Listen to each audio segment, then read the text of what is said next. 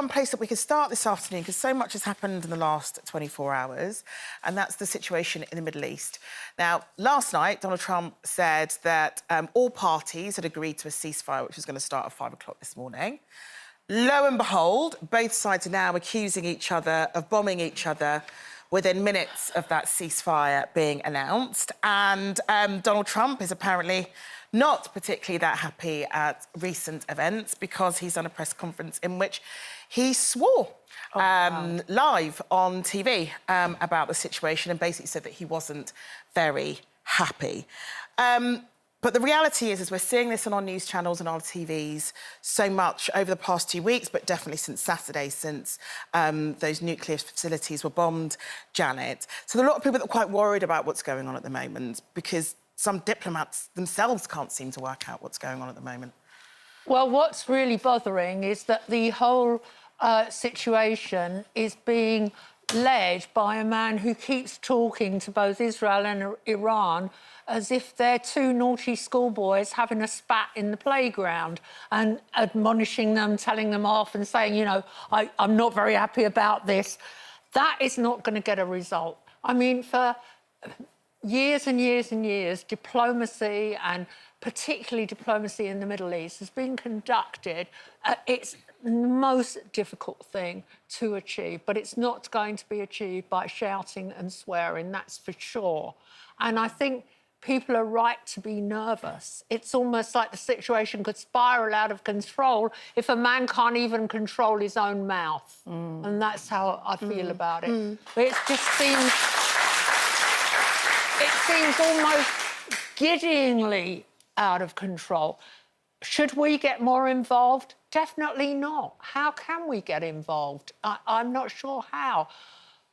What I feel about the situation in the Middle East is that Trump needs to dial down the rhetoric to persuade people to stop shouting at each other.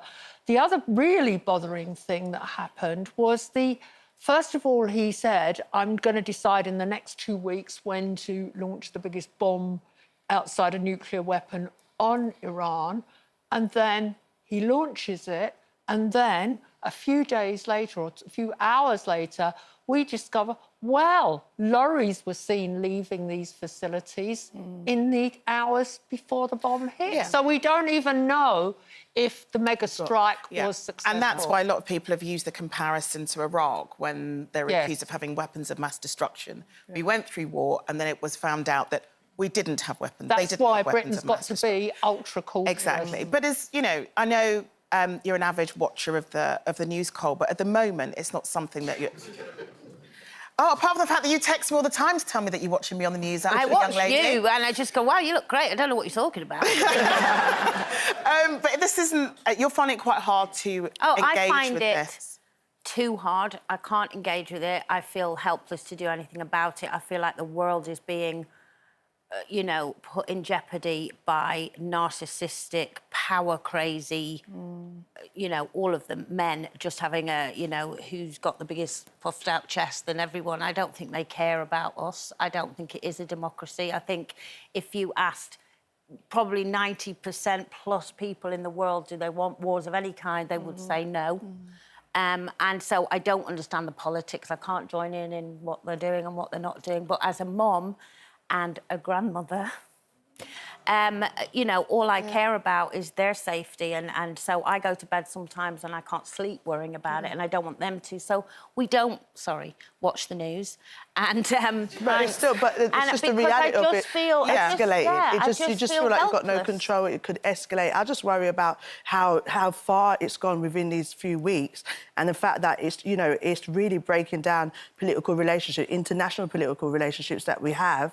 And yes, we talk about not getting involved, but the reality is we know people who have family members in both of these countries, and in that state we are involved to a certain extent. It's just in a place that we would never want it to be. And just as we, you know, loads of people, you guys are sat here watching us, people at home are sat watching us, maybe with their kids having their afternoon nap or what have you. There are so many families that are involved in this situation. Yeah. So when you've got a US president throwing the F-bomb on national TV, you kind of want to feel like someone's really got a grip of it and that someone is really able to understand the situation, not to escalate it to a point where these families are continuing to be impacted.